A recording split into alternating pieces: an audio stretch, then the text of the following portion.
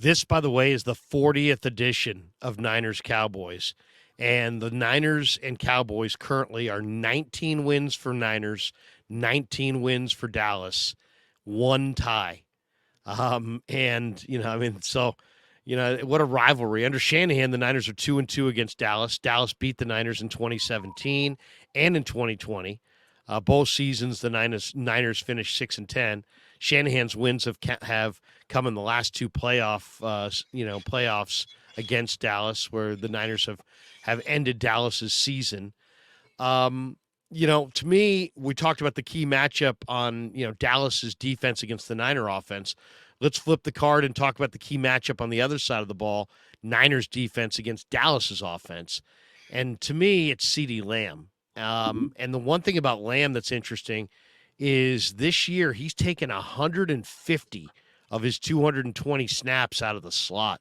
He played primarily the slot receiver in his rookie year, 86% of the snaps out of the slot. But over the last 2 years, he's been used a lot more outside, 61% in 2021, 46.3% in 2022 on the boundaries. What do you think? I talked to Isaiah Oliver about the matchup this week. What do you think of Oliver against Lamb, or do you think that Wilkes may move Diamador Lenore inside against Lamb? Who do you think matches up better? I think for the 49ers, I would go with Isaiah Oliver inside, because I just think it's such a weakness when you put Ambry Thomas on the field. We saw how that played out last week. They took Isaiah Oliver off the field, put Ambry Thomas in on the boundary, and Arizona went right after it. Three plays in a row. When incompletion on a deep throw, hit the deep throw on the next one's a touchdown. They saw that and they went right after it. And I think Dallas has the ability to do that as well. I know that Isaiah Oliver is not necessarily, he's not a guy that's going to be able to chase him across. He's not going to be able to chase Ceedee Lamb across the field, on that kind of route. But you're not going to get that out of any of these guys. And even Diamador Lenore is not going to be able to run with Ceedee Lamb on a crosser. He's going to be behind him usually. We saw that against the Rams with Puka Nacua. It's going to be a challenge, but the biggest thing for the 49ers is if Ceedee Lamb is inside, which I expect that he will do, as you mentioned, the numbers there. You just need to limit him. Last year in that game last season, he had one catch for 46 yards. The other 9, he only got 71. So they did a good job of really limiting him, keeping him, to short catches. And that's really what I think, again, that goes back to why I think the 49ers pass rush doesn't have the big numbers. They give up so much short stuff because they don't want to give up the explosive. They want to make you work for it. Their pass rush is good, but the ball's coming out so quick because there's guys open underneath. So I think he might have a nice day, but I think that Isaiah Oliver can limit him in terms of the, big over the top kind of stuff, especially, lining up in the slot, getting some help from the linebackers or the safeties on some of that stuff. Oliver and Lamb have faced each other once in 2020. Lamb finished with one catch on one target for 12 yards lined up against Oliver. Oliver, by the way, Jack, has been targeted 16 times on the year. He's given up 13 catches for 77 yards, 5.9 yards per catch. He's got a pick and no touchdowns allowed out of the slot. In fact, his 60.7% or 60.7 passer rating, I should say, against in the slot, against receivers in the slot is second in the league, trailing only Kenny Moore, who leads the league with a passer rating of 59.4. So what do you think overall of the addition of Oliver? I like him just because he gives them another veteran guy who plays with poise. He doesn't panic. It's not his first rodeo. He's been there. He's done it. He preps like a pro. He's very cerebral. What is your assessment thus far of what Lamb's looked like in a Niner uniform? Yeah, I think Oliver looks like in a Niner uniform. Yeah, no, I gotcha. No, I think when you watch Oliver, I think that which you pretty much hit it on the head. He's just been a steady player. He's come in. He hasn't anything spectacular, but I shouldn't really totally say that because in the first real action he got against the Rams, he comes away with a big interception that really helped turn that game around. So he's just been solid, a solid player. Hasn't allowed anything deep for the most part. He's done a really good job. He's been a sure tackler. If those catches are coming underneath, he's right there to make that tackle. He's good against the run. So as that slot guy, you've got to be able to cover, and you're really like the third linebacker on the field. So you've got to be able to do both, and he does that well. I like it. I think he's similar to Jimmy Ward in that respect. I think he's a good solid tackler. I think he's a little bit better in coverage than Ward was last year. I'm looking forward to seeing this matchup with him on Sunday. As far as the Niners pass rush on Dak Prescott, I have a hard time seeing the Niners sacking Prescott a lot in this game. He's doing something this year that he didn't do last year. Last year, his average time to throw was 2.72 seconds. This year, it's 2.49, which ranks fourth in the NFL.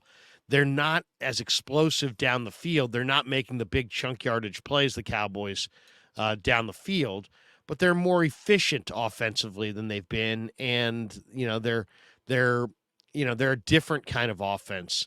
So I mean, that I don't know that the Niners are going to be able to sack Prescott a lot. I'm not sure that ought to be the plan to sell out to sack the quarterback here, because I don't think they're going to be able to. I think they're going to have to play tighter coverage. Yeah, I agree. I don't think that you're going to see a lot of sacks on him. They can get pressure on him though. And that's almost the same. And when they look at the game last year, the interception, one of the interceptions, the one that the Nor had along the right sideline, that was all about pressure in his face and getting the ball out because of pressure.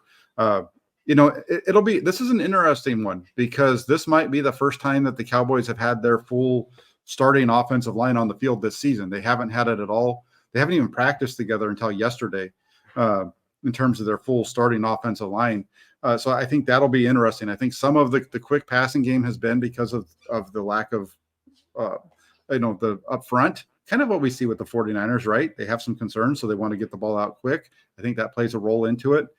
Dak at the same time, he's a good quarterback, but he's going to give you opportunities to make plays. So I think you're going to see the 49ers be able to pressure him into a mistake. Maybe in terms of sacks, I don't know about sacks, how many you're going to get there, but they're going to be able to pressure him into some mistakes. And you look at the Cowboys receiving core as a whole, they really don't have very many guys that are explosive down the field. Lamb's really the only one.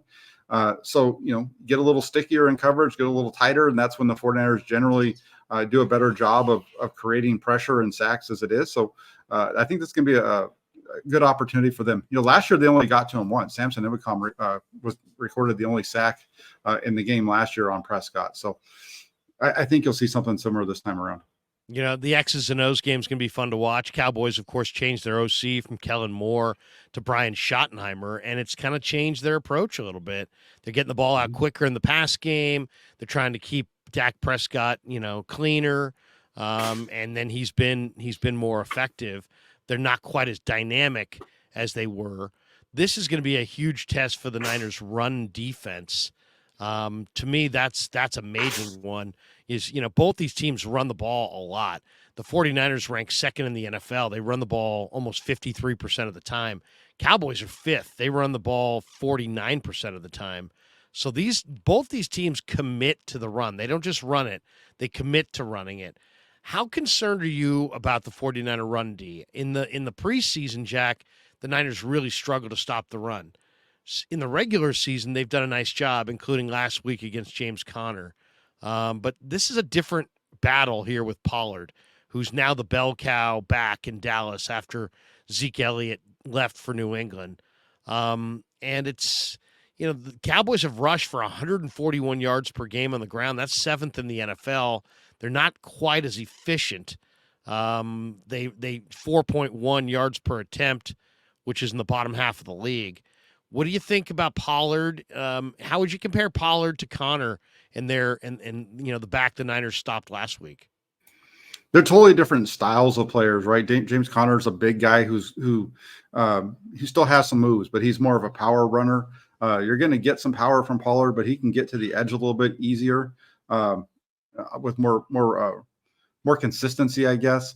I think he definitely creates a challenge here for the 49ers. And at the same time, it's interesting because if the 49ers can hold up along the defensive front with those 4 down linemen, I think they can do a good job of stopping if they're running between the tackles. And then when you try to run to the edge on the 49ers, a lot of times they do a really nice job there because they have so much speed that they can chase you down on those outside runs. So I think the 49ers defense when it comes to the run is going to be really good. I think you look at the game last week and Connor, they did a really good job early of shutting James Conner down. And then he kind of got going a little bit after the first couple series, but I think that was partly just due to the game flow, right? When you're up 14-3 and you're not necessarily pressing quite as much as you were to get that 2-score lead, you're playing a little bit differently on the defensive side. And I think, that's where he got some of his yards. So I think the 49ers are going to do a good job, able to do a good job on Pollard early. I would expect him to get some of his yards, but I don't think he's going to have a big, big day. I think he'd probably get into that 70-yard range, which is right around what he's been over the last 3 weeks. He's been anywhere from 70 to 122 these last 3 weeks. I think that's right around where he's probably going to be closer to that 70 range. I just think that a guy like Pollard has got better speed than Mm-hmm. Connor, and Yes. he's more dynamic, and it's just like you got to take good angles. You got to be a little bit more conservative, but you got to hit him. You got to hit him hard, and you got to be really physical with him. Dallas Right. does not have another back. I mean, they've got Deuce Vaughn, they've got Dowdell, but neither of those guys are starting caliber backs. So they're a one running back team, and if you can somehow be incredibly physical with Pollard, and even knock him out of the game like you did last year, I think your chances of winning the game go up dramatically.